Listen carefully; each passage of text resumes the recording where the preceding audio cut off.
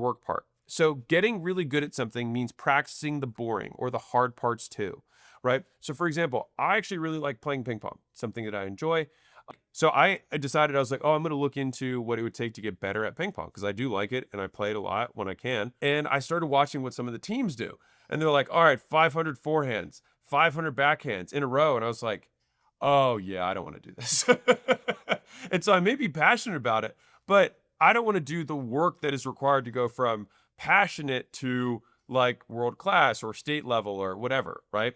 All of the research on deliberate practice shows that it's not an enjoyable process. I want to say this again. All the research on deliberate practice, which is required for competence, and competence is certainly required for making money in whatever career you want, is that it is not an enjoyable process. This is what the research showed. All right. I was actually kind of blown away by that. And so when you're repeating the same sales script over and over again, it's not that fun. Right? It's very tedious. Or you do the same basketball shot over and over again, right? Or, you do the same presentation, the same speech, you do it over and over and over again. So it's not novel. It's just focused on tiny iterations on feedback loops. It's just sanding off the edges over and over and over again. And once all of the first level of roughness is faded off, you take a lower grade sandpaper, and then all of a sudden you do it another level of smoothness. Like you approach it in levels of feedback. I mean, one of my favorite quotes from myself is the real work begins when the excitement to work ends. A lot of skill development is like running a marathon where you have a couple people might cheer you on in the beginning for making a decision to start. And then for 26.1 miles, basically no one cares. You're running and you're like, wow, this is really long. And then you're like, oh my God, I have to do 4 more of these 1/5s, right? And you're like, holy God, or 5 more of these 1/5s is tough.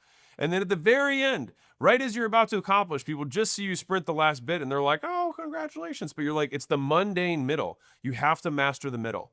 That's where all the gains come in. So I'll share a rule that has worked very well for me for developing skills. And so this is the $100 Million Leads book. Step 4 of Outbound, I talk about this, which is reach out to them 100 per day. Right. And so I call this the rule of 100. I talk about it at length a little further in the book.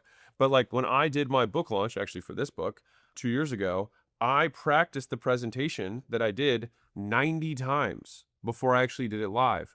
Right. Now, the rule of 100 is about doing 100 per day. Right. So it's hard for me to do the entire operation 100 times a day because there's literally not that many hours. But I did it 3 full times per day. It was a 90-minute presentation. So about 4.5 hours of deliberate practice per day. And I would watch the recording and then I would tweak the presentation where I stumbled or where I felt like I needed a better visual, whatever. And I did that every single day.